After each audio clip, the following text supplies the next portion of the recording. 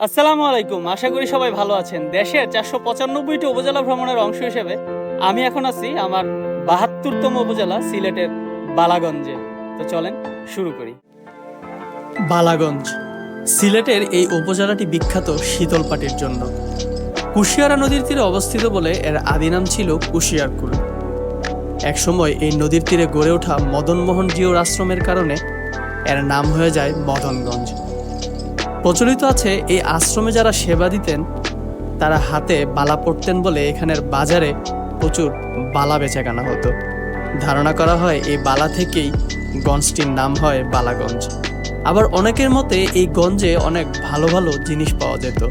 সিলেটের আঞ্চলিক ভাষায় যাকে বলা হতো বালাবালা। আর এই বালাবালা থেকেই নাকি এই উপজেলারও নামকরণ হয় বালাগঞ্জ। আজকের ভিডিওতে দেখব এই উপজেলার একটি প্রাচীন মসজিদ আর কুশিয়ারা নদীর তীরের সেই গঞ্জ বা বাজার। চ্যানেলটি সাবস্ক্রাইব করতে ভুলবেন না।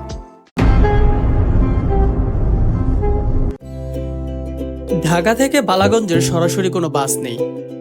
ঢাকা সিলেট হাইওয়ের ওসমানীনগর থেকে সিএনজিতে অথবা ট্রেনে আসলে ফেঞ্চুগঞ্জ স্টেশনে নেমে সিএনজিতে আসা যায় এই উপজেলায়।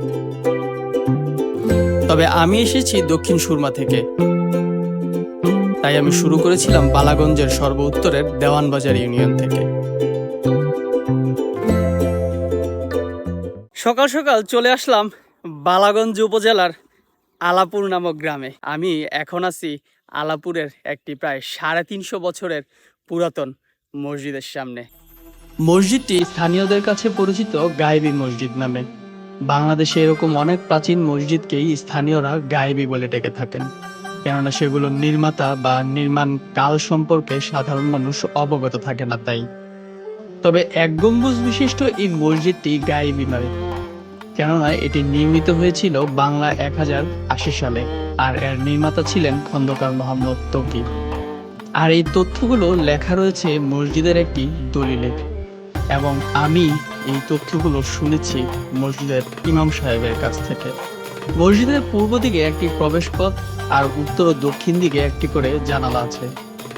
মসজিদটি যখন নির্মিত হয়েছিল তখন এটি ছিল মাত্র ২ কাতার, কারণ তখন মানুষ ছিল কম। মসজিদটি যখন প্রথম নির্মিত হয়েছিল তখন কিন্তু শুধুমাত্র একটি কক্ষ ছিল। পরবর্তীতে মসজিদটি সংস্কার করে আমার পিছনে যেটি দেখতে পাচ্ছেন এই অংশটুকু পূর্ব দিকে বর্ধিত করা হয়। মসজিদের পূর্ব দিকে অজুর জন্য তখন একটি পুকুর আর এর পারে একটি মিনারও নির্মাণ করা হয়েছিল। মসজিদটি গ্রামের একদম ভেতরে অবস্থিত। এখানে আসতে হলে দেওয়ানবাজার ইউনিয়ন পরিষদের সামনে থেকে অটোতে আসতে হয়। তবে রাস্তার অবস্থা খুবই খারাপ। খারাপ বললে আসলে ভুল হবে, কারণ এখানে কোনো রাস্তাই নেই, পুরোটাই এরকম মাটির রাস্তা দিয়ে আসতে হয়। যাই হোক, আমার এখন গন্তব্য হবে বালাগঞ্জ উপজেলার দিকে। পথেই দেখা মিলবে বালাগঞ্জ গেটের, যেখানে স্বাগত জানানো হয় শীতলপাটির উপজেলায়। আমি এখন আছি বালাগঞ্জে কুশিয়ারা নদীর তীরে। এই নদী আলাদা করেছে সিলেট ও মৌলভীবাজার জেলাকে। নদীর এপারে সিলেটের বালাগঞ্জ আর নদীর ওপারে মৌলভীবাজারের রাজনগর উপজেলা। বর্ষায় নদী থাকে পানিতে টইটম্বুর, যদিও এখন শীতকাল বলে নদীতে পানি কম। কুশিয়ারা নদীর তীরে অবস্থিত হওয়ায় এই অঞ্চলের পূর্ব নাম ছিল কুশিয়ারপুর। এই কুশিয়ারা নদীর পারেই এখানে একটি আশ্রম গড়ে উঠেছিল। এখন যাব নদীর পার থেকে সেই আশ্রমে। একসময় এই কুশিয়ারা নদীর তীরে গড়ে উঠেছিল এই বালাগঞ্জে মদনমোহন জিওর আশ্রম, যেটি এই এলাকার খুবই বিখ্যাত একটি আশ্রম। আমি এখন আছি সেই আশ্রমে। আর এই মদনমোহন আশ্রমের নামে এই অঞ্চলের নাম কুশিয়ারকুল থেকে হয়েছিল মদনগঞ্জ। আশ্রমটি নদীর পারে বালাগঞ্জ বাজারের পাশে অবস্থিত, আর সেই বাজারেই বেচাকেনা হতো বালার, যার থেকে উপজেলার নাম হয় বালাগঞ্জ। আশ্রমটি প্রাচীন হলেও সেই প্রাচীন স্থাপনাগুলো সংস্কার করে নতুন রূপ দেয়া হয়েছে। আশ্রম ঘুরে এখন বালাগঞ্জ বাজারে যাব শীতলপাটির খোঁজে। বালাগঞ্জকে বলা হয় শীতলপাটির উপজেলা। এখানকার শীতলপাটি একসময় এতই বিখ্যাত ছিল, কিন্তু কালের পরিক্রমায় আসলে এখন আর কিন্তু এখানে তেমন পাওয়া যায় না। আমি এখন যেই দোকানটাতে আছি এটাই বোধহয় একমাত্র দোকান বালাগঞ্জে যেখানে শীতল পাটি বিক্রি হয়। তার বেতটা কি শীতল পাটি তৈরি হয়, কাজ করা আছে, কাজ চারাও আছে, এগুলা পাটি তৈরি করে গাঙ্গেরও পারে করেন। যে জায়গাগুলা তৈরি হয় আব্দুল্লাহপুর, জুলিজুরা, জুগিগুলা, আগের মতন পাটি হয় না। কারেন্ট হয়েছে এখন এই প্লাস্টিকের সামান জিনিস বার হয়ে বেতর পাটির ডিমান্ড কমে গেছে।